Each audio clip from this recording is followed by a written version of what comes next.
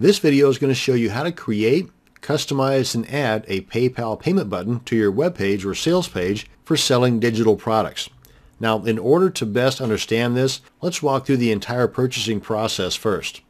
Your visitor goes to your sales page, they read all about your widget, gadget, thingamabob, and they fall in love with it. They come on down to the payment button, they click on it, they're taken to the PayPal payment page where they give you money, and then they're automatically directed to your download page where they begin to download all of their purchased goodies. And this entire process, when done properly, is automatic. Kind of a set it and forget it situation. Now, a few things you are going to need in order for this video to help you out. And that's the web page or sales page that you want to put the PayPal payment button on, the download page that your buyer will be sent to after payment, plus you're going to need the URLs to these. That's this guy here for the download page and this guy here for the sales page. And you're going to need the URL to the image because we're not going to use the default PayPal button. We're going to customize that and instead use this because this matches the look and feel of our site. And of course you will need a PayPal account too. So let's go ahead and log into our PayPal account and create our button. Now once you're logged in, you come on up here to the Merchant Services link and go ahead and left click on that. Then right here we've got the Create Payment buttons for your websites. Go ahead and click on that. And by the way, if you're in a different country than the US, then your pages might look a little bit different than what I'm showing you here in this video. If you're unable to poke around and kind of find the right spot, then you might need to contact the customer service for PayPal in your area and have them kind of walk you through the process of what I'm demonstrating here in this video. So at this point, we've got three options. The one we're going to be working with is option 1. So go ahead and click on Create a Button. And the type of button we're going to be creating is the Buy Now button. You've got these other options here, but that's the makings of a different video. So let's go ahead and give it a name. And I'm not going to give it an item ID. That comes in handy if you've got an inventory to work with.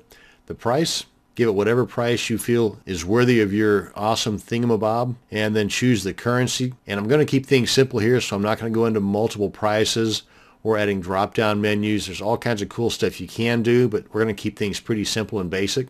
And right now, this is how the default button looks. You can customize the text or appearance of that button right here, and that's what we're going to do by adding our own button image down here. But just to let you know, you do have some other customizations available for you using just the default button. You can change that to a smaller button. You can display the credit cards or not. I prefer to display them just to let the buyers know that they can make this purchase even if they do not have a PayPal account. And you could also change the text from Buy Now or Pay Now. But that's that. We're going to go ahead and check this radio button here to use our own image. And let's grab that URL right here. And by the way, before you get to this point, you should always double check your URLs to make sure they're correct by pasting them in your browser window, because it's better for you to find out that they're not right than for a potential buyer to let you know, hey, I couldn't send you money because such and such wasn't working right. Okay, so that's right, and I'm going to put that URL right here. And don't wait around for it to show up over here in the customer's view box because it never does. Now we want to come on down here, and if you are going to put in shipping or taxes, then you've got the options here, but usually with a digital product, neither of those are going to apply. And here you want to make sure you have this top option checked where you're using your secure merchant account ID. And if you are tracking inventory, then you've got this step 2 you can work with, but that's not what we're working with. So we're going to skip step 2, go straight to step 3. And this is where we add our URLs for the download page and for our sales page. In case they cancel somewhere in the process of making this payment, then they're automatically redirected back to the sales page, just in case you want them to reread this stuff. You might also opt to have some kind of a email capture form URL here instead. Totally up to you. But this is the big guy here. This is the one that you want to make sure that you have correct. So especially here, you want to test these to make sure they're working properly. Good to go. So that goes right here. Make sure you tick that box, otherwise that's not going to work. And this other stuff up here, do you want to let your customers change the order quantities? No. And can your customer add special instructions? Sure, why not? They rarely do, but just in case. And do you need your customer's shipping address for a digital product? No, we do not. And the advanced variables, you can do a lot of cool stuff with this, but that's beyond the scope of this video, so we're going to leave it alone. Click on Create button. And we're in the home stretch.